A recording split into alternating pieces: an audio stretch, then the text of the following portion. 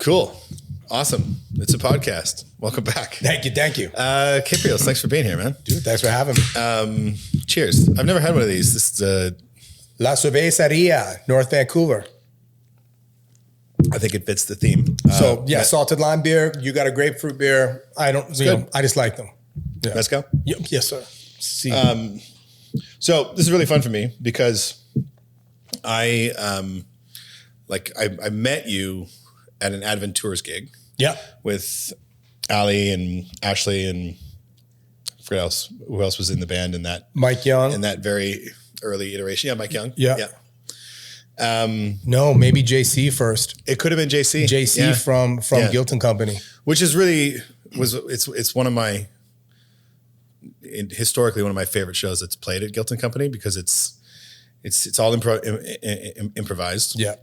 And you don't often see like, you hear about freestyling and stuff, but to see someone like improvise emceeing over live music with a band, it's really neat. And you and Ashley slay it. But I digress. I've been following your career since the early aughts when you were with when you started out Sweatshop Union. Yeah. You guys started that up. That's right. Which was, I think there was like 6 or 7 of you in that, There were 7 of us. And you were with them for like the first 4 or 5 albums? I was with them for 4 albums. Cheers. I was with them for 4 albums, and then they started winning awards when I was on the last 2 records. When you were or weren't? When I wasn't. It's when they started finally getting the accolades. Like, wait a second. What was weighing these guys down and stopping them from success? As soon as I left, WCMAs and a bunch of success went their way. We did 4 albums together. We got nominated, I think, for 2 or 3 Junos for our records. Again, like we were right behind, hot on the heels of Swollen members. Right. Prev from Swollen was a mentor to me. I met Matt early. Matt Chow from Swollen members. I met Moke through Prev. We were in a rap crew together when I was a young man. And then, rap back then, it wasn't nearly what it is today.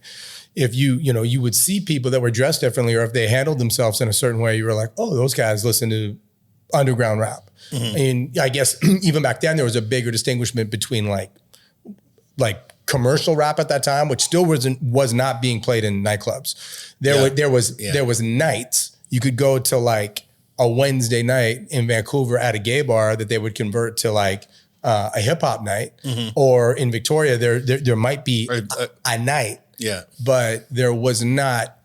Every night of the week being able to go somewhere listening to rap music. So you could kind of see someone. And then, I was from North Van, and a couple of kids kind of saw some of my shows. And then at that time too, making records was so expensive. And to be able to have the resources to do it, it was nearly impossible to be, independent and to do everything on your own. You needed money to pool to get studio time, to be able to get an engineer, to get a mixing engineer, to get a master, to get somebody to print it for you, to do artwork. And, nowadays, like a lot of that shit it doesn't matter. You can do one-stop shopping. How much has the industry changed in your eyes, specifically for hip hop and rap? Like, from like say 2003 until 20 years. Yeah. Well, I mean, there's obviously like the easy and obvious stuff is the advent of the MP3 and the WAV file and being able to pirate and download music. There's also less commitment to artwork. We even on a CD, you'd have a CD that was a piece of art. You would open it, you'd be able to find out the credited players. I mean, that was always one of my favorite things too. If there was an album that I really liked, it was great because you would be able to follow the tree, like follow those branches to the producer, to the bass player, to the drummer, or like find out where else they've been and what else they've done and who else they've worked with. And, exactly, and hip hop was the same thing. The early Wikipedia loop. Yeah, so it feels as though Some of that has been missed.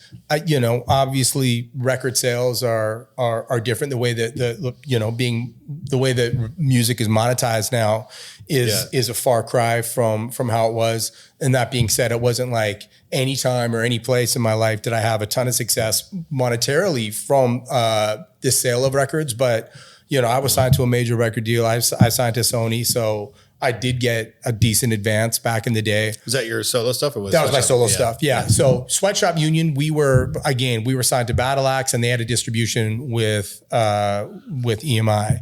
So, you know, we were just kind of directly underneath that channel. And then, you know, but even then we were really primarily and principally a touring act. So, you know, it was close to 200 days a year sometimes between myself doing solo gigs and doing sweatshop gigs. So a lot of it's changed, but some of the principles of being able to spread are similar. You know, like a key licensing thing. We were able to license stuff because we owned our own publishing. We could license to like ski movies and snowboard movies. And then we'd be able to tour places like, Boulder, Colorado, or Crested Butte, or Salt Lake City, or Park City, or, you know, these places like Jacksonville, because people were familiar with these ski and snowboard videos that we'd license music to. Print has changed, right? You know, it'd be a big deal to get the cover of the Georgia Strait, to be able to get the cover of... Yeah, Georgia Strait doesn't exist anymore, does it? I don't think it does in print. Right. Because that was a pretty big notch in the belt to get a cover. Yeah, it was huge. It was big. It was like... And it was one of the people actually read it. That's what made it cool. They read it. There was notoriety of it. It was very widespread. You couldn't walk blocks in this city without seeing it. So, you know, that's changed. You know, a lot of it's changed. It's not like it's unrecognizable, but unfortunately, I think the exploitive nature of music is alive and more present and more dangerous than it's ever been. And I've always said, like, a musician is one of the easiest people in the world to exploit because they don't really give a fuck about monetizing something they're willing to give away for free. Mm-hmm. You know, if we're sitting around here and guitars come out, it's like, here's something that I've been working on, or let's sing along. But, you know, if we're sitting here and it's like, oh man, I'm in a custody dispute with my wife and there's a family lawyer there, the chances of him going, hey, let me just give you 10 minutes of this and that and come in, we're going to do it for free. It's like, it doesn't happen. Or it's like, oh yeah, my rear molar is in a ton of pain. You know, the dentist's going to be like, dude, just come through tomorrow and I'm going to tomorrow because it's just the love of the art, man. Just the love of the game. But it's easy to exploit somebody that's willing to give it away, that doesn't look at it in terms of paper, because music's so much bigger than that, you know? So it's tough being like anything. I think anything in the arts, that whole, you have to, you know, I've personally always been really, really terrible at, you know, I went to theater school. Where? At Studio 58. Yeah, dope. Langara. Yeah. Great program. Had a lot of fun. Yeah. Met a lot of amazing people. And I mean, I still really, I love it. I'm not acting right now. But I was always really, really bad at, you know, they talk about your brand. Yeah. And it just made me cringe. Of course. Like, fuck it, I'm not good at that. Yeah. And that's why I'm not working right now. The branding and your networking ability, all that shit makes. And I can't do the schmoozing. Like, dude, I like to make, I'm genuine and I like to say hi to people and I like to meet people. But that whole network thing of like, yeah, you need to go to that show and talk to this person and get them to like you. I'm like, it was a deterrent if there was somebody that had something that I knew was going to be of value to me. I would be like, I want to stay away from introducing and creating a relationship with them. I was like, if it doesn't happen organically with a degree of separation, I found it always very difficult to go up and be like, hey man, this is the shit that I'm working on. And I was pretty horrible at self-promotion as well. But it's funny you say that. I took theater as well. And cool. Yeah. So I took, I studied at Gastown. I studied at H&B in New York. And then I also studied a little bit at UVic. So, but when were you at UVic? I was, oh geez, you're going to age me? Oh, you don't have to tell me. We could cut that out. No, it's okay. I can tell you we're going to cut it out and then no. I'm only kidding. I was in UVic from 96 to like 99. Okay. And then I moved to New York. And then I studied at HB, came home, and I studied at Gastown after that. But, you know, it's funny that acting film acting subsidized my music career. And Cool. But I mean, I kind of chose music at the time. Like I had more control. Like as you know, as an actor, especially film in the city, you're not going out for like really challenging or sexy roles. You're not going out for lead. You're going out for principal. Commercial, which I never did. I never even auditioned for a commercial. I only did like. I did it so many times. It's fucking brutal. So demoralizing. Yeah. So but I mean, no shame to anyone that does it. Same with me. Yeah. But I was like, I'm never going to do it. Yeah. But the difference looking back, and I kind of chose music, one, because I had the ball in my hand. Right? Like I wasn't writing screenplays. I wasn't writing roles for myself. But with music, I was writing everything. Yeah. And I could really control my output. For yourself. That's that right. Way. Yeah.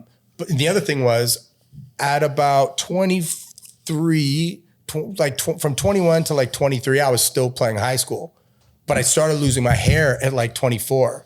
And it was like, you're going to have to wait until your face catches up with your hairline. And you can start playing like cops and other shit like that. Yeah. And, I think too, I was insecure about it. And it was like music, you fucking wear a hat. But the other thing that's funny is even if you look at what happened in the last year, the actors union and the film unions, the director union, they're all so bound. Mm. Those unions are bound. And even in acting, once I got to a certain point, what my asking price went up. Every time that I was doing something, I was getting more money than I was the last time. My scale was increasing. Mm. But in music, there was never like, oh, you were just doing this and that. So now your guarantee is going. And if they don't pay you, well, fuck you. The union is actually going to sit down. We are not unionized collectively at all. Yeah. Again, that's led us to Spotify, to iTunes, to YouTube, to all of these things that you just, it's just going around and around, and music feels like it's more.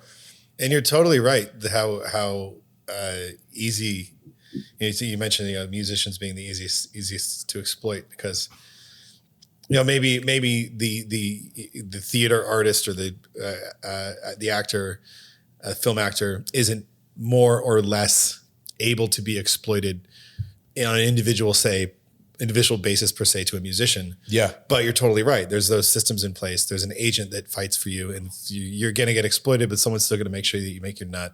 Dude, if you get caught. Once you get to that level, right? If you get caught out of pocket now doing shit, like even at a lower level, you're like, I'm going to go do this film. If you don't put it on board with the union and they catch you, you're in threat of losing your card, of being able, and like that's. And even if you'd like do a commercial as an actor, if they cut your spot, you still get the day rate. That's right. That's right. If you go to a rehearsal and don't make the show, you're not making the cut of the gig. The fucking right. Absolutely.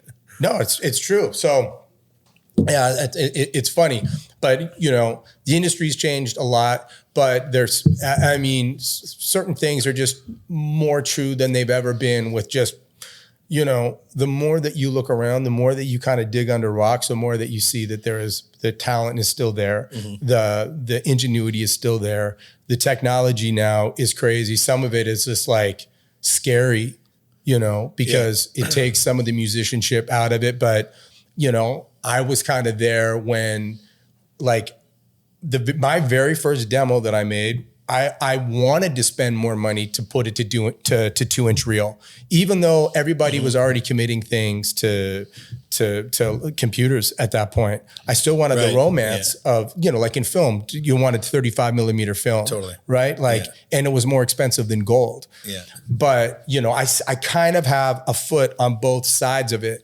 Whereas like all of the recording practices and being like limited to a certain amount of channels that you're going to be able to do. Like, the Beatles kind of like, the bass and the drums are both going to be on here. All of the vocals are going to be over here. The guitars and the keys and the fucking strings are all going to be here. Over these takes have to be impeccable and work and play together. Where it's like, hey, here's Logic. I've got 1,000 different tracks running. Yeah, yeah. And I've just kind of like I've quantized everything. I've synced everything. I've tuned everything. There you go. And to me, it's like it's without God. You know what I mean? Like God is in all those mistakes of like fucking John's voice being out of tune because it's a fucking 200th take, or hearing John Bonham's like kick pedal squeak when, you know, you listen to like Since I've Been Loving You or something. Or hearing, was it George Harrison drops his guitar in Hey Jude, I think. But that shit that's fucking romantic. Like, you know what I mean? You it's also, you still DJ with vinyl. You know what's funny? You say I still do, but it's new for me. Oh, cool. Yeah. So I collected vinyl like at the beginning of my career, lost my record collection, and it was like... That had to hurt. It hurt. Fuck, dude. Lent it to a DJ, never got it back, right? He just kind of jacked it. That sounds like the name of like a Tribe Called Quest album. I lent it to a DJ, I never got it back. I lent it to a DJ. I never got it back. Yo, I lent it to a DJ. But yeah, so I did that. That did happen to me. If that shows up on an album, I want it. So that happened, and at the same time, I lost a journal. A journal got jacked, and I lost my records. I was like, "Fuck that records." And then I kind of came to DJing by necessity. I was, you know, my touring, my ability to keep touring, and my passion and enthusiasm to wrap myself around this country more, plus the fact that it was waning, people coming out, they just weren't coming out as much. And to me, to self-market and to do everything on my own, like my appetite and energy to do that was down. And then like had a daughter, I was trying to figure shit out. So I took a couple of shitty jobs, and then somebody, again, it's so funny that so much shit goes back to Swollen members, but somebody had bought one of Mad's old houses in Lynn Valley. They were throwing a party. They wanted to get Swollen. Couldn't do it. They're like, why don't we do like, by the way, this mezcal is amazing. So cheers. Yeah, this is fantastic. Cheers. Yeah. So they're like, let's get somebody. I was in the neighborhood. My old DJ, Itchy Ron from Sweatshop, had a controller. He's like, I've got 5 minutes. This is how it works. Literally 5 minutes. So he kind of told me I had all my music on my laptop, like that I just collected over the years. And I went and tried and just train wreck music together. But from that gig, I got another gig, then got another gig. Then during the pandemic, I started collecting records again, just as something to keep my mind occupied. Yeah. And that's good. I think I didn't do that. And I kind of went nuts. Yeah. It gave me something. And, it gave me something to look forward to, because I'd be on Discogs and it would be like, oh, something's in the mail from Japan. Here's like $4 or $5 records that I got from the UK. Yeah. And just started building it, and then built a community of people. And and then I don't know if you ever heard of a dude named Sean Lala. No. He just passed away. He died when I was in Mexico. He died a month ago. And at the beginning of my career, he gave me me and Sweatshop Union, a bunch of shots. We opened for Black Alicious. We opened for The Roots. These were shows that he promoted. He went on to work for labels in this country. Did you tour with those acts? I toured with... I've done like 4 shows with The Roots and never toured with them. I toured with Black Eyed Peas, but I don't think that was a Lala gig. Was that pre-Fergie? No, I got a great Fergie story. Later, maybe for later. But anyhow, Sean Lala pops back up on my Instagram like 6 years ago, like kind of at the beginning, or like a little bit before the pandemic. And he's got like, he's like the Anthony Bourdain of digging. So he'll go to Vietnam and go to old record spots. He'll go to Trinidad, Tobago, all these faraway places in Mexico. And he posts these pictures of these places. And then he became this 45 enthusiast, and his collection grew and grew and grew. In his art, he already had this incredible music knowledge. So for him to go into this like 45 kind of record DJing thing. So anyhow, I was like, hey, do you think if I gave you a couple bucks every month as I have it, or would you be able to send me some records back from your journeys? And he did. He would. Cool. And anyhow, and then we would write back about what he'd sent me, and anyhow, yeah. So But that was during the pandemic as well. I would get these beautiful packages, and I've got one unopened still. I've got one unopened package from this guy. Oh, crazy. Yeah. And anyhow, but it's a great story because I can't even estimate what his collection would be worth, because the shit that he has, you can't go somewhere online and be like, how much is this record? It's never sold. Yeah. He had shit like that it never sold. So, and then the funny thing was he was kind of a mysterious dude. So people were like, where's his shit? So there's this like treasure. No one knows where his stuff is. They didn't know. My understanding is, because again, I'm a couple degrees outside. Yeah. And I guess a lot of people are kind of a couple of degrees outside, but they were asking about that package. Where did that last package come from? When I was in Mexico, and unfortunately he had a PO box in LA. So crazy. I was of no help and no use there. But my understanding is the majority of it has been tracked down, but I don't know about the contents or if everything was there, because, foolish me, I thought maybe I'd be one of the only guys that was smart enough to ask him to send him right. doing it for money. Bro. Just when the ego shatters. Well, I mean, of course, but I mean, it actually built my ego up, because when I heard who else was on the list, I was like, how the hell did he make time? Why would he make time for me? Yeah. But he did. Cool. So anyhow, that's why, like, vinyl, it's like, I'm doing it now. And I fell in love with it. It was almost like an arranged marriage. My first wife was like, it's not like we ever broke up, but it's just like, our relationship's not great. It's like, but this person might be really good for you. It's like, well, that might be good for her. And, and now we're putting it together. Cool. Yeah, but I'm certainly happy. Like, I love it. And it's just been this since the pandemic. And then now in like the last 2 years, I've because I started with paying dues in Vancouver. Like the Donnelly group here has got nightclubs, but it's like you play from 9 until 3 in the morning.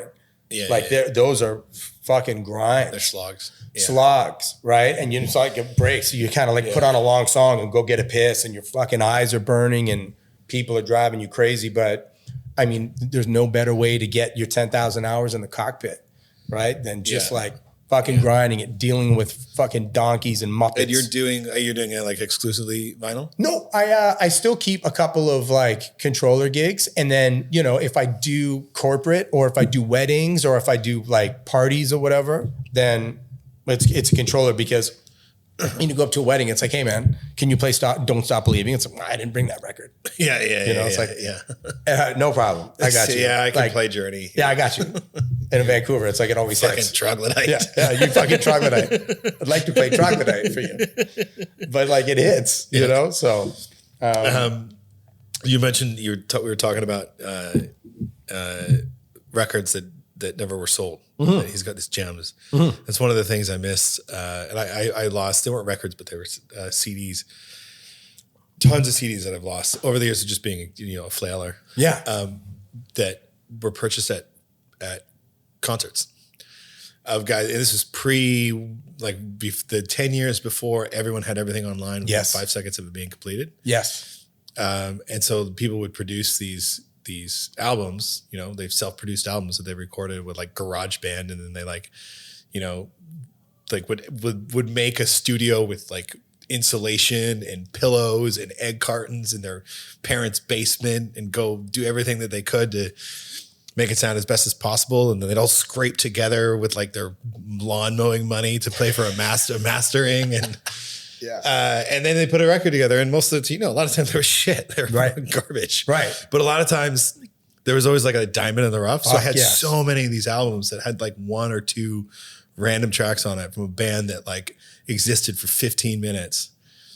And you had one of those copies. And I had one of the copies. And I think that's something I even remember going through my aunt's tapes when I was a kid. And I stumbled across this one. I wish I could remember the name of the tape, because it's probably some obscure band that existed for 15 minutes in the 80s.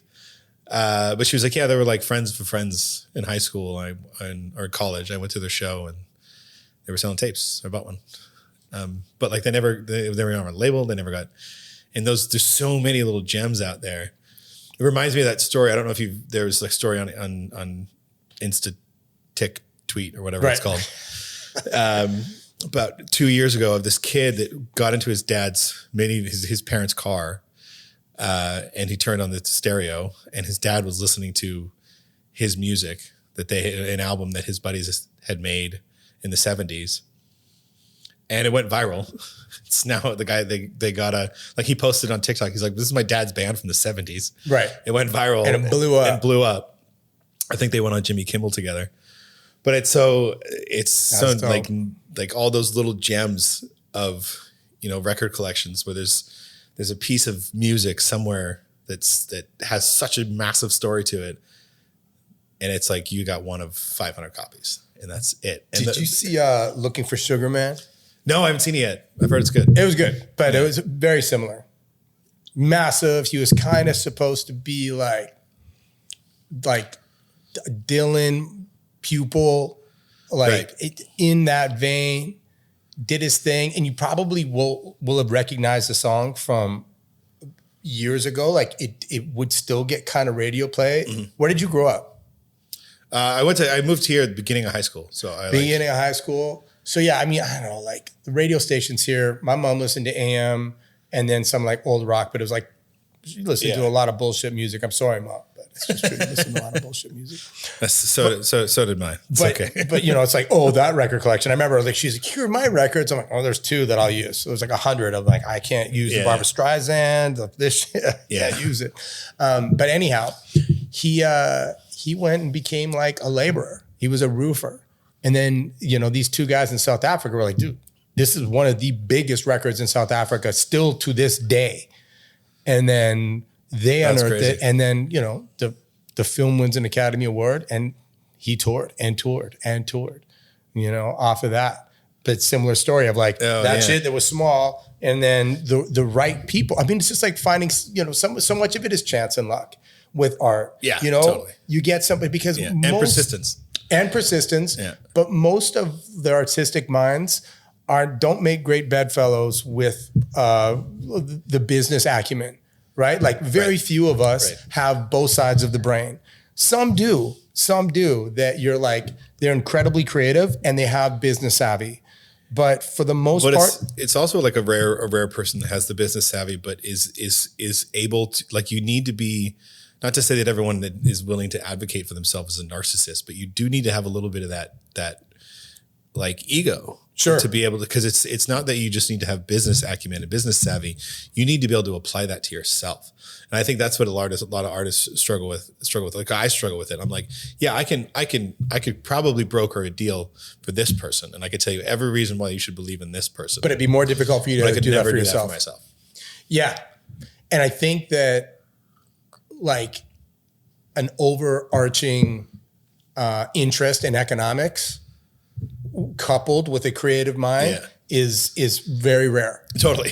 Right? Yeah. Because if you are focused, if you're like, yo, I want to make money, then you figure out how to sell. Like I think as I said, like I had lean years and I went and sold beer. Right? I got a job. A friend of mine was working for a beer company. I was like, fuck, what do I know about beer? Yeah. But I figured it out. I got a pitch. Like everything else, it's a relationship, right? Like you look somebody in the face, if you're honest, if you try to find some lowest common denominator shit. And then I kind of thought that, fuck, if I knew half of the shit I do about sales now, when I was an independent artist trying to, because I was hustling beer that I didn't give a shit about, that I didn't even drink, right? Whereas the music was something that I would take bullets for. Yeah. Because I wrote it and I believed in it, but I still couldn't be, I couldn't sell it to you. I could play it for you. Yeah. And you make up your own mind, right? But I couldn't sell it to you. I couldn't like convince you to independently want to be somebody who would be a benefactor or put money into it or partner with me somehow. And there's also that feeling of like, if you invite someone to a show, you're like, well, I invited them. I don't want to charge them. Exactly. So like, I just want you go to a gig and you got like 27 people on your guest list. It's Yeah. like, oh man, half these people might have paid for a ticket. Oh, dude, always. I never cared. And then, again, As someone who runs a venue, it really, that's something that irks me. Like I like the being on the other side of that are people that show up, and like I've obviously not obviously, but I've been on people's guest list before. Yeah. And it's fucking feels good, right? You Yeah. know, you go to the show and it's, being backstage is actually really boring unless they're back there. But Right. because you're just like, I'm great. I'm backstage. Well, if there's a rider back there, you're kind of happy. Yeah. But when people show up and they like, especially if the barrier to entry isn't that bad, it's like a $20 ticket, Right. and they're like, they don't want to pay because they're on the guest list. I'm like, And there's not a crazy lineup. it's like you don't want to support Yeah. Your man. your friend that's up on stage doing their thing. No. Like no, we're on the guest list. I want to look good. I want to be on the guest list. Like, yeah, you can still be on the guest list, but it would make you look really good. Being on the guest list be and- like, hey, I'm on the guest list, but I want to make sure they get something. So like, can you still charge me? I just don't like, they said I wouldn't have to wait in line. That's why guilt's such a beautiful model. Yeah. Right? Yeah. Come in, pay whatever the fuck you want. Well, it's not that. It hasn't been that for a while. What is it? It's, we charge per set. Oh, for real? Yeah. So what is it per set? Depending on Friday, Saturday's we charge different? $6 per set. Yeah. And Do you invite people if they want? They can leave more? oh yeah. Yeah. So, I mean, listen, But the spirit still remains. The thing though, the reason why we started charging, this is really depressing. I'm like always hesitate to tell this to musicians. You don't have to tell, yeah. Tell this to musicians. Yeah. But the reason why we started charging $6 per set is because the average was $3.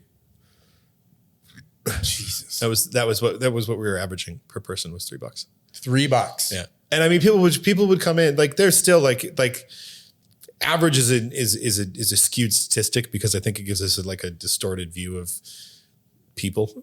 Sure. Like there's that statistic of like, pre antibiotics or pre-medicine, 500 years ago, the average lifespan was 35. Mm-hmm. So everyone just kind of thinks in their heads that like people 34, you got a year left. people were just like around dropping dead at 35. Yeah. It was like, no, there was a lot of fucking old people. Yeah. Yeah. There just wasn't as many. The reason the average was so low is because there was so much child and infant mortality. Of course. Yeah. So it was very, very common to die before you were 20. Yeah. But if you made it past like the risk years. Yeah. But those little had, fucking infants that don't pay Yeah. $1. That's the thing, right? Yeah. So you got those that they skew Fuck that those average infants. down. We need those old boys in there. And we still do get people who complain about it. Like, why should we have $6. $6? Because if you stay for all 3 sets of the late show, it's $18. It's $20. Perfect. And if you stay for the whole night, because there's 2 shows on a Saturday, the early show has 2 and the late show has 3. So how do you police that? You say how many sets you going to stay for? Well, if you're seated at a table, Yeah. we just put it on your bill. And then if you're Smart. once we get to standing room, we just charge people flat $6 for standing. Gotcha. And then, like if you're happy standing all night, then that's all you're going to pay. But if you move to a table, we'll charge you per set. Can you talk about, have you guys been touched for capacity at all lately? Or is it something you can talk about or no? No, because we're pretty. We don't fuck around with it. Yeah. I don't let the numbers go over. Gotcha. Nor does my team. Gotcha. It's just not worth it. Yeah. Yeah. Like, It's such a dope venue.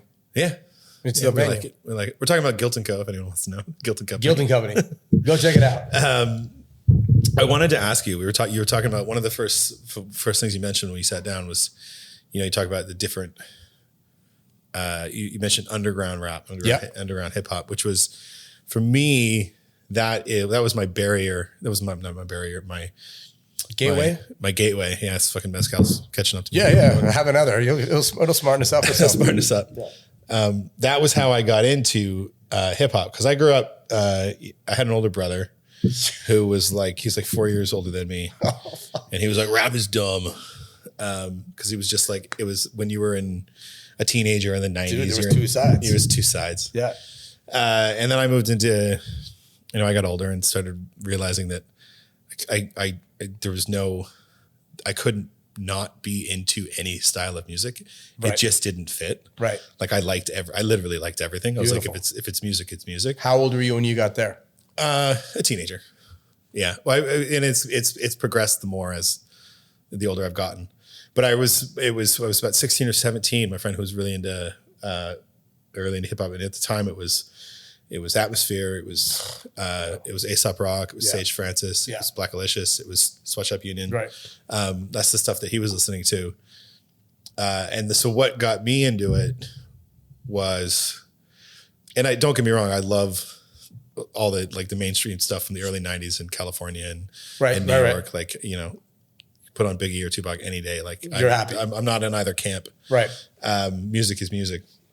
But that was how I got into it. And it was what I got into is the lyrics for that movement of hip hop were really intellectual. Yeah. And it was something, it was like it was poetry in motion. I think that's actually a line in something. I feel like I can hear Dell saying poetry in motion. But it was something that was really neat to me because it was something that I hadn't been exposed to before. And it was something that was, I felt like felt like it was just kind of arriving. Yeah. And it wasn't really the mainstream because by nature it was underground.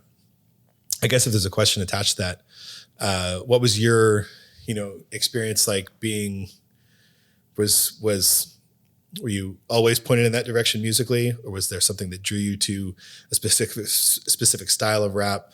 Were your early influences? What was it like watching that scene grow? Okay. Like I could talk about this forever. So just shut me up whenever you want. This is my favorite. Yeah, I mean, I've tried to ask you a question and I just talked for 6 minutes. But this is my favorite shit. And it was so funny. You started it off talking about your brother who was 4 years older. I'm the youngest of 7. Right. So, and again, being the youngest, hand-me-downs and beat-downs and always kind of fighting for attention and fighting. And I'm not much of a scrapper, but fuck, I can take a hit. Right. So, but my brother who's 4 years older than me, I just really idolized. So skateboard, whatever he wanted to do, like whatever he was into. And my brother who was 2 years older, I also quite idolized him too. So but Matt would kind of feed us. My brother Matt would kind of feed us. He just had a fucking thirst, like an insatiable appetite for music. And there was a group from Victoria called the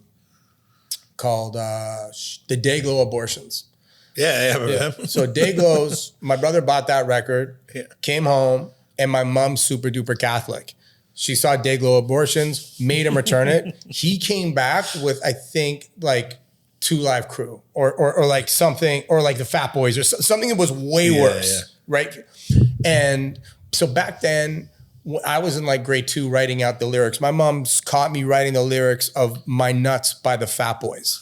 So like, in that first iteration. You're like writing the lyrics out? I had all the lyrics. I wrote them all out. And I remember doing that. Like you pause, you're like, okay, what do you say that? What do you say that? Yeah. So the first iteration of like Def Jam, Cool J, Run DMC, like, and then Fat Boys on the other, I was down. But then they really moved over to like grunge. Right? My brother Matt really got into, he was into Bleach by Nirvana. He was into early like Nirvana and then, Chili Peppers and that shit. So I went that way. And then I had a couple friends that were like NWA, Rakim, and I was like, man, I was kind of rock. He was kind of fucking around. He left at 14. And so, I'm 10. And he met this dude named Degree, John Ellis, Degree from a group called Sound Advice. Sound Advice was basically the Rascals, even before the Rascals went in Victoria. Right. So they were like this hip hop outfit. And he was best friends with one of the originators of it. So Matt he's going away to school, and he was coming back with shit from the early 90s. Right? Like I Wish My Brother George Was Here by Dell. And then I started getting into poetry. I was always writing, and I was just doing this, and I was getting a little bit of love because I did really bad in school. I was kind of fucking around. Our dad was gone, and I was kind of like going maybe in a bad direction. And I started to write a little bit, and I liked it. And I remember when I was in grade 8, I read Outsiders, and I thought I was it changed my life. Mm-hmm. I was like, oh, reading's really cool. And then I think by about grade 9, it was kind of like you. It was Freestyle Fellowship, it was Far Side, it was Nas, and it was Love at First Sight.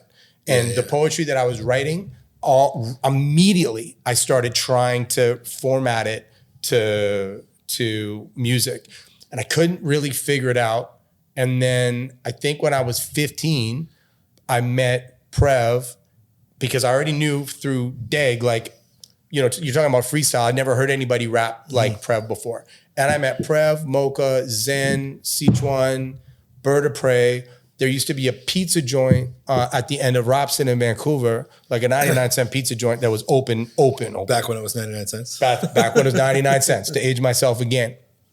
But I met them and became a crew. Prev taught me how to count bars.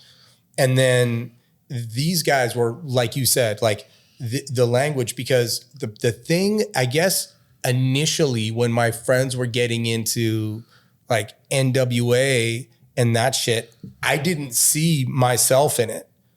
But when I heard AC Alone rhyme, and when I heard Del rhyme, and then when I heard Mike and I, and there was like, oh, I get this wordplay thing, you know, like I really get it. And then it was just, I was in love. I'd argue and fight and do any and everything. I mean, I was in shows at Richards when I was 15 years old. I was 16 and... I miss Richards, man. That was such a cool spot. I loved Richards. I loved cool Richards. Spot. Richards was a very hallowed spot, man. Yeah, R.I.P.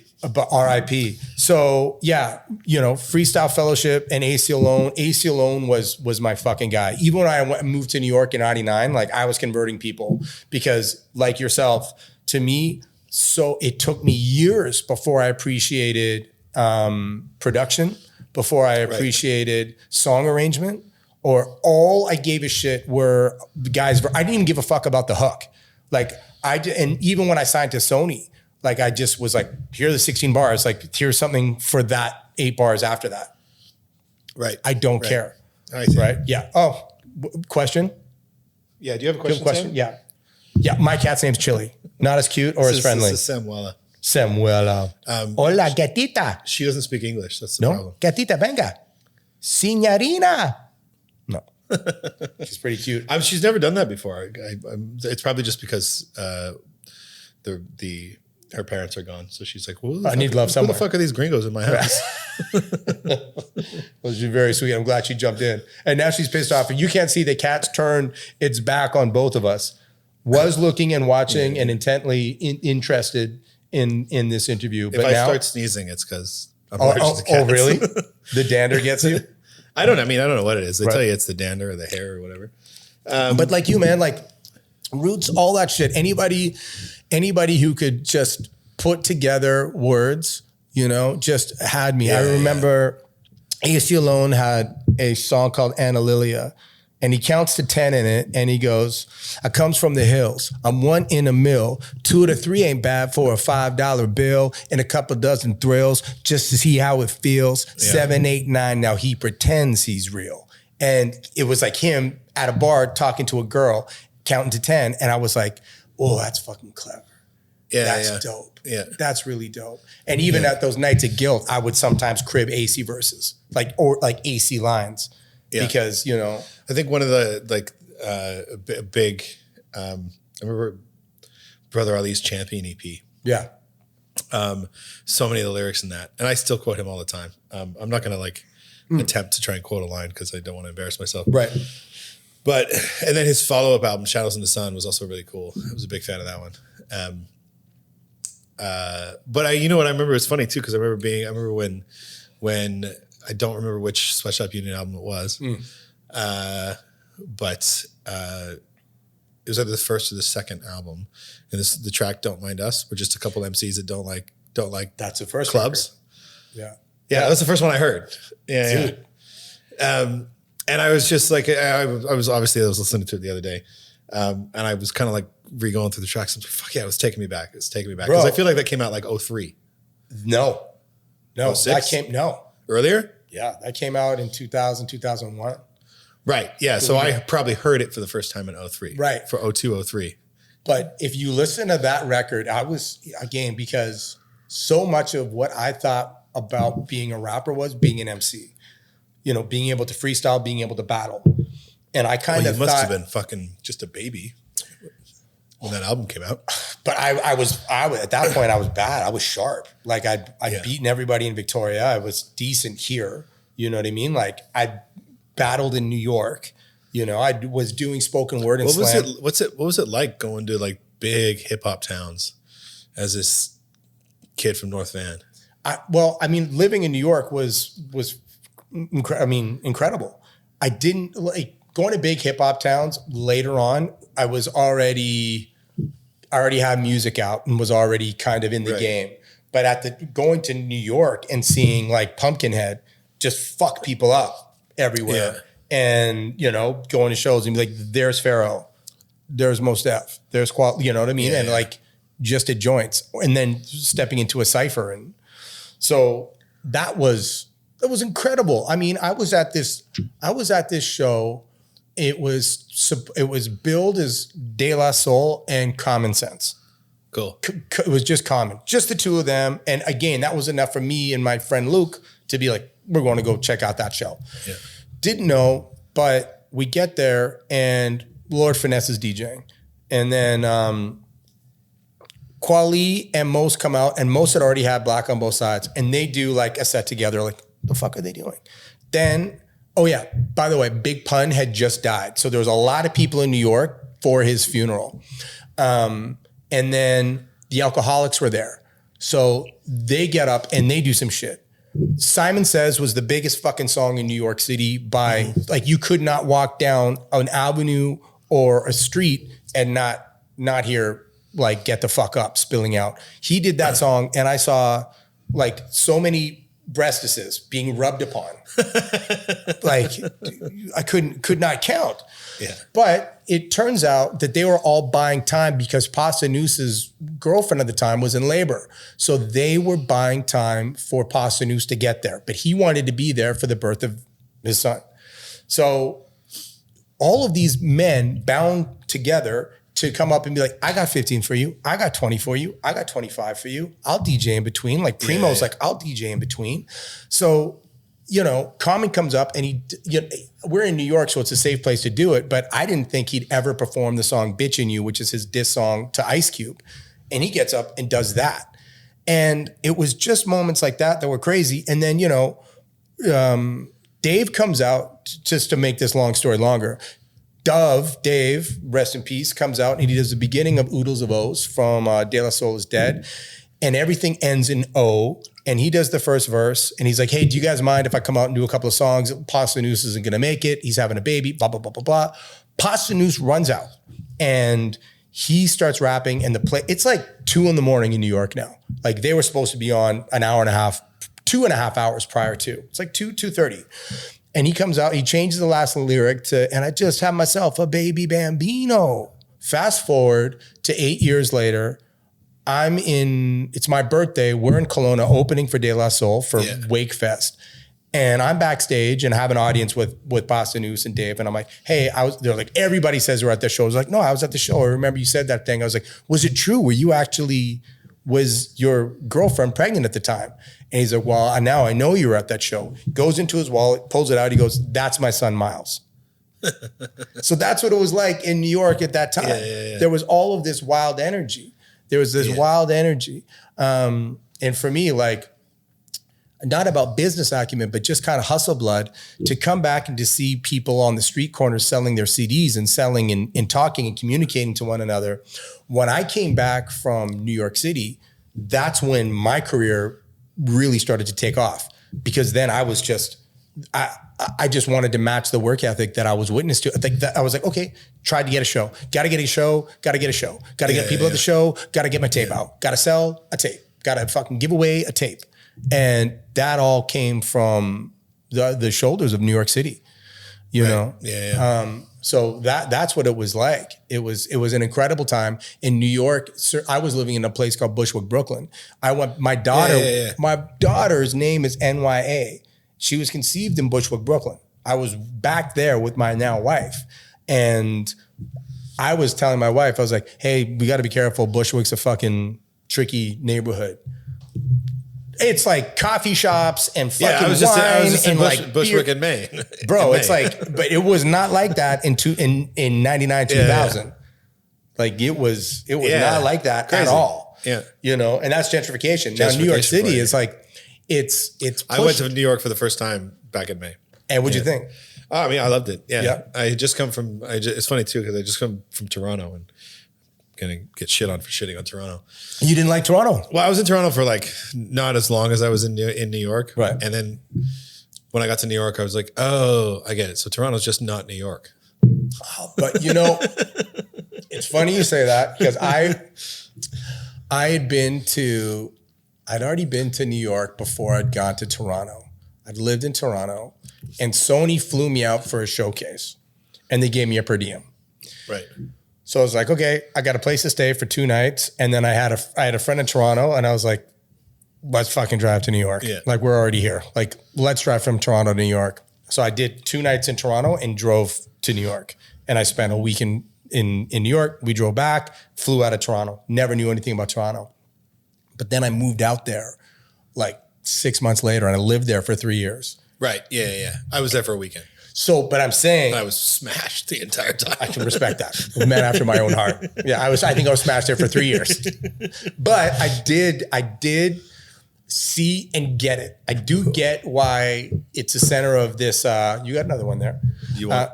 No, you take this one. I want you to try the salted lime. Okay. I'll try this off the line. Twist my rubber arm. Yeah, I will. But I do see why it's the center like of Canada in so many ways. There is. I think that's probably why there's like that hesitation towards it because like before the episode started, we were like on. I was bitching about squabbles that I'm having with a supplier at work. Are they from Toronto? No, they're not from Toronto. I was gonna but say. there's the only like in the country. There's like 3 other places that I can go to other than this company. Yeah. None of them are in Vancouver. There's like 2 in Toronto and 1 in Calgary. So it's just like, I feel like the little West Coast Vancouverite. It's just like, fuck you, Toronto. I mean, there's 5 million people there. It's like a quarter of the population. I sympathize. I think there's more, no? I sympathize with You're that. probably right. I sympathize with that. But I also, you know what's funny? In a strange way, the most heartbroken I was in 2011 when the Canucks went to the final. I thought that the entire country would be cheering for us because we hadn't won a Stanley Cup since 1993. And then, were you in Toronto at the time? No, I was back here. I was in Toronto from like 03 to 06. Right. Okay. Yeah. So this is 5 years after. But I remember being heartbroken when people were just like, "Fuck that team, don't care, not watching." Like people in Toronto, they were, and I was like, but. Again, like living there. Well, I mean, we don't root for the Leafs when. But I fuck. You know what's funny? I did though. I cheered when Calgary went. I cheered when Montreal went. I cheered when Edmonton went. I cheered. Ottawa, like every time there was a Canadian team, especially West Coast teams. You named all of them. You missed one, I think. Well, Winnipeg they haven't fucked around for a little bit. But and let's be honest, Toronto hasn't been in a Stanley Cup for a long. But even in '93, I kind of liked Toronto. But that being said, like I was disappointed and I was hurt. But living there, they get a very wide berth for me because it is a very unique city. It's a very culturally rich city. It's a city that embraces people. And if you spend a Euro Cup there, a World Cup for soccer, again, go back to sports. I am a Neanderthal who loves sports, but it's really cool to be like, there's Little Italy, there's Little Greece. There's that's a Polish section. This is Little Portugal. And to be like, to see that there's these neighborhoods that are, and again, that's changed in the last 20 years in terms of these towns being bound by that. But like, it was cool. It was cool and it's unique. And then it just filters down to like when you're in New York, you're looking at people. And again, like New York, it's done, but it was one of the first places where in the United States where interracial shit, they were cool with, it was okay.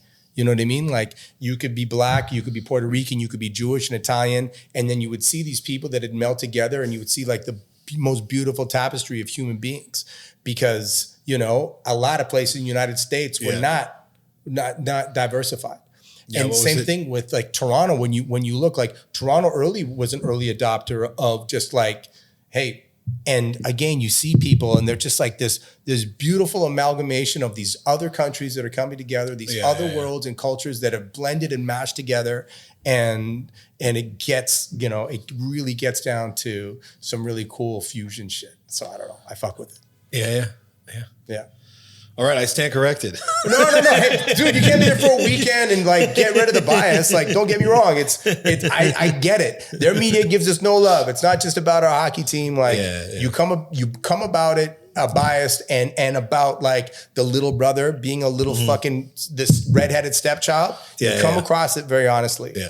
But I'm saying from the other side, I get where the pomp and circumstance comes from. Yeah. And I also give them like, as an older brother, I'm like, I have a pretty cool older brother. He's into a lot of cool shit. Yeah. And even musically, like, you know, we have guilt, but they've got That's it. We've got guilt. They've got fucking the Orbit Room and the Rivoli and, you know, like El Macambo, like, you know, like they've got these fucking rooms and they've got these fucking players that are so like monstrous and big that, and you're like, okay, these are some superpower players. On that note of, you know, us having guilt, and it's frustrating to me being someone that in this business, from the business side of things. Yeah. But also watching, because like being when I was in my 20s, I used to gig and stuff. Yeah. And there were way more places to play. There were way more places to see. There were way more places to see shows. Now, you know, in terms of just like everyday live music, it's guilt. I don't know, like there was Osita came up for like 15 minutes and then they are no longer Osita out on the Drive. I don't know what they're called anymore. It's the same company, different name. Yeah. They're kind of trying to do it. You know, got a couple places that are like Water Street Cafe does a really great job with what they do upstairs. Yeah. They do some really good live music. So it's like, is it, I want to believe it's coming back, but then you look at places like the Railway Club that died. You look at the Yale that died. You look at Media Club that died. You look at Richards that died. Damn, you're breaking my heart here. I know. Like, and these were all like places that staples that we came up in, and I fucking grew up in these venues. Same with me. Like, you remember Starfish Room? Were you here for that? Yeah. And there are a lot of these venues that, like, you know, I'm pretty sure I can out them now because they're all out of business. Yeah. But like, I remember going to them in high school. Like, you know, your friend was playing a gig and you'd come in with gear. Yes. And you're in. And you're in, right? It didn't matter. Didn't matter if you were underage. So I'm not romanticizing underage drinking, but just but it was amazing. The culture. Yeah, it was. The culture of gigging in live music doesn't exist in the city the same way to me that it did 20 years ago. It doesn't. When I was coming up. But my knowledge of the caliber of musicianship that exists in the city has gone up exponentially. Right. So I'm so much more acutely aware of the struggles that musicians are going through. Yeah. Because I know how many places have disappeared, and I'm so much more aware of how many musicians are wanting to fill those places. This mezcal's going to my head. I guess my question is, do you see us as a city? Which direction do you see us moving in? Oh, fuck, dude. Because I so desperately want to believe that we're moving like back towards, like, I feel like there's an appetite for it. I feel like people are hungry for live music again. Doesn't matter what the genre is. People are hungry for really good DJs. People feel like people don't want to like have to like crawl down to like a tiny ass smoky little after hours club that's just all smoke machines just to hear a good DJ. Not that those places aren't great. They can be. Yeah. I feel like people are like, they want to be able to see music on the street. They want to be able to go to a gig with less of a barrier for entry. I feel like there's an appetite. And I feel like if the city gets off of its fucking ass and actually does some stuff, we can make some cool things happen. But I don't know. Maybe that's wishful thinking. I think I'm with you in terms of seeing the talent. I used to think, maybe foolishly, but I did used to believe that, again, when I was a little bit more relevant or had a little bit of heat, but I really thought that Vancouver had something that might have been akin to what was going on in Seattle in the early 90s. Right. I thought that we had. I think we're coming up on that.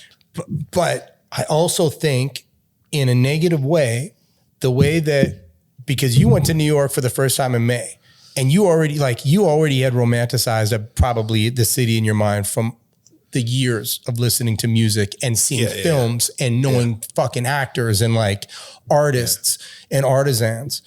But for me, seeing it was because I hadn't been for like 10 years, 15 years. I hadn't been for 12 years. Now I went back 2 years ago. And a lot of it was kind of unrecognizable to me.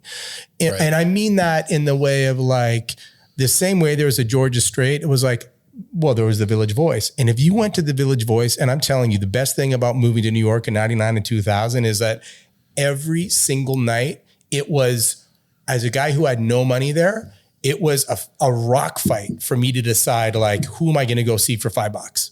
Like Corey Glover from Living Colour's playing. Tony Bennett's playing piano over here. Fucking, junior soprano, like when I was there in 2003, he's singing somewhere. And then it would be like, Pharaoh is hosting an open mic or whatever. Like it was just, there was an embarrassment of riches. And I find that the economic shit that is happening in Vancouver, the first people that get pushed away are the artists. And that's why, like, I know Paco's not here. I'm sorry, brother, but I know Paco's not here. But I hear people talk about Mexico City right now, that the way that they talked about New York when I was there, or even before that. There's people that are like, yeah, New York was already on the downswing by the time you were there. Because to me, I was like, I feel like I was there in a peak. But what happens, I feel, is that when a city becomes untenable, because as we discussed, a lot of artists, how the fuck do you make it here to live here? So it will have to come out of the crevices and the cracks. It will have to come with the creative mind that will go to those dark places at night. He will have to be discovered there. The only thing is there's going to be maybe people that have more money to be able to push them up faster. In terms of like live venues, we're always going to have funny comedians. We're always going to have fucking good MCs, good musicians, good DJs and shit. But I mean, the music scene, I mean, to your point, I don't know. But I do know that in terms of commerce, like something just got shut down not at Third Beach, like at the foot of the Second Narrows Bridge, they were doing an outdoor concert. Like, what the fuck is that? They shut it down. They shut it down. Like, what? When they do the Jazz Fest, I'm currently in discussions with the city to try to get them to allow us to do live music on patios this summer in Gastown. Like, don't you hear yourself? Like, I'm currently trying to convince somebody. Yeah. Actually, Paco, you should probably cut that out because I don't want to ruin it. But that's... I don't want the wrong people to find out. But no, but that's just sad. Even like fucking, thank Christ we still have Jazz Fest. It's like, hey, Killer Mike's coming. But it is fucking sad. You're totally right. It is sad. Dude, why don't we shut down Gastown? Like fucking like the downtown east side. Gastown's bleeding. But it's also it's a fucking monumental place. Yeah. Historically, we are attached and we're so tattooed by this neighborhood. Neighborhood is bleeding though. But it's bled. It's bled. But why not why not bring something here that's open, that's fucking fun? And it's the thing is that the part, if you bring in the right types of crowds, I really want to clarify that. Right. Eyes on the street can be such a barrier, such a barrier. It's the second time I've used that word incorrectly. Such a force for good. Yeah. Because people that behave in manners that need to be kept to dark corners have less dark corners to exhibit that behavior in.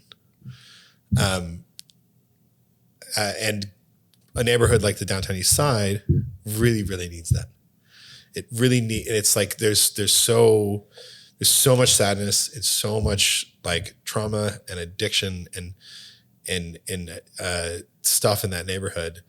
And there's so many terrible things that happens behind closed doors because there's no one on the street to watch it. Yeah. And there's no one on the street to watch it because we've all just given up on the neighborhood. Yeah. In many ways. And it's like or it's a joke. It's a butt end. You drive down a Hastings Street and you're like, you feel like you're in a different fucking, not even a city, you feel like you're on a different fucking planet. But like, I don't know why we can't put a stage right where Gassy Jack used to be. And put, yeah, we do sometimes. I know, but Jazz Fest, we used to do that shit. Yeah. And then, like, hey, summer concert series, we're doing it at the Art Gallery every night, 7 till 9. We've got 2 hours. It's the city shut down from those places. Because really, at the end of the day, like, we're not an incredibly transient city. Like, people live here, like in the city proper. But if you live in the city proper, you can fucking walk anywhere. You don't have to drive somewhere from downtown to downtown. I was in this building on Friday. We walked to the West End and it was raining. It wasn't the worst walk in the world. You know what I mean? It wasn't too bad. So if you live on the island of downtown, you're kind of straight. You can walk anywhere. And like, okay, great, fireworks, cool. We get it. Your fucking your tobacco companies have had money forever, right? Yeah. And even Jazz Fest, like it's TD, it's banks.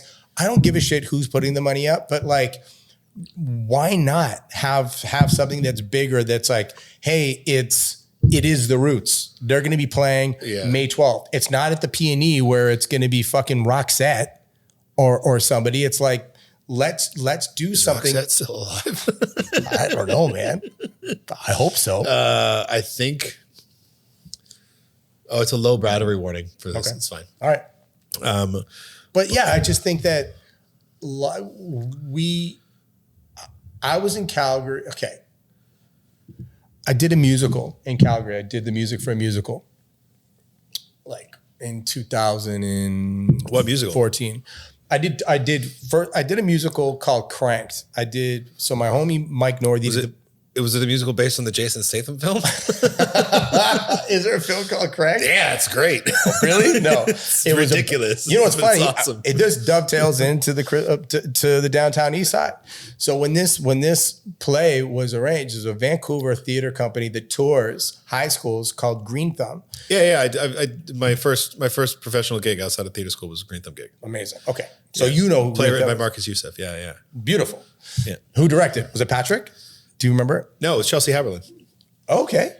She actually was a UVic grad, so she was probably there, and she probably was starting right as you were finishing. Right. Well, I mean, I never finished. Yeah. Brilliant director. Yeah, really cool. Okay, so Green Thumb, there was in these small towns across the west coast of Canada, like these tertiary towns, crystal meth had become a massive thing. So they're like, well, why don't we use rap music to maybe hook them in to tell them about like the dangers of doing crystal meth. Yeah. So it was like a say no to drugs, but like, let's use hip hop to make it kind of cool. So my friend was doing the book, brought me in to do the music, and then my friend stylist made the beats. So we did it. It was supposed to run for 3 months. It ran for 3 years. Like it just fucking kept running. They kept booking it. It was in New York. It went to Australia. It ran. And then the company was like, let's do another one. But let's do it like, so they were going to finance it. And a theater company in Calgary was going to put it up as opposed to a one-hander. We're doing a 5-hander. And instead of crystal meth, we were talking about like gang violence. So it goes to Calgary. And we're going, what the fuck are we going to do in Calgary? Like, why was it starting there? But the thing is, they basically have a winter, what's their thing called in the summer? Not the rodeo, the fucking... in Calgary. There's something other than the rodeo that happens in Calgary? Whatever. What's it called though? It's like the rodeoette? Yeah, the rodeo. Fuck, dude. Anyhow, so they basically do like this winter fest based around the arts in Calgary that we don't do. Like they're doing it in Calgary. It's -20 and Kid Koala's DJing. Yeah. Really? And they're doing that like for 2 weeks straight. They have other DJs, other places, other people playing, and you're sitting there going, Calgary's are like out arting us. And no disrespect to Calgary, because they gave that theater a chance, but I had no idea. That they had any kind of covenant or taking of like the art seriously. Not only doing like this theater thing for a month in the winter, but they would couple it with acts playing outside. Like, we have nothing even comparable to that. And those are the things that make me pessimistic about live music in this city, because it still feels as though, like, bureaucratically, we don't have. It's bureaucratic. I'm trying. Bless your heart, man. So, because I think you're right. There is an appetite. There just isn't an engine. Do you want a full 1% off or a half % off? As you like. What are you doing? Well, if we're doing, then we go. Yeah, I hear you. Mm-hmm. I do think I'm so easily pessimistic, and this is one thing that I'm like really trying to, because this whole my whole push for music outside, it's like, it's kind of like I really just need this win. You know what I mean? Yeah. Like, we need this win. Yeah, exactly. Kind of just want to feel like I did something good. Yeah. Anyway, before we sign off, okay, I want to know what you have on your horizons. My horizons, I am, I've been writing, been recording. I just put in a vocal booth in the crib. So now I don't have as many excuses. Continuing a musical knowledge exploration. I continue to collect records. I continue to play records. My passion and devotion, I'm still devout to this city. I have a couple of like side hustles. You know, I've got, as I said, I love sports. I was working on a sports betting show that I leased out a couple years ago. Cool. So trying to redo that. You know, I went to a Pigeonhole from Sweatshop. We're in town last week. They DJ'd. After I played Guilt, I went and checked out them and Stylus who did the music there. He's an incredible DJ. Cool. One of the guys from Sweatshop is getting married, so we're all going to be on a dance floor at some point together. So, nice. You know, and again, I'm not saying there's going to be any music or whatever, but like, it's just nice to be in touch. But I feel as though I'm at a position now where I don't have like this, I have to get music out in order to survive. I can put music out as I see fit. And so it's a good place to be.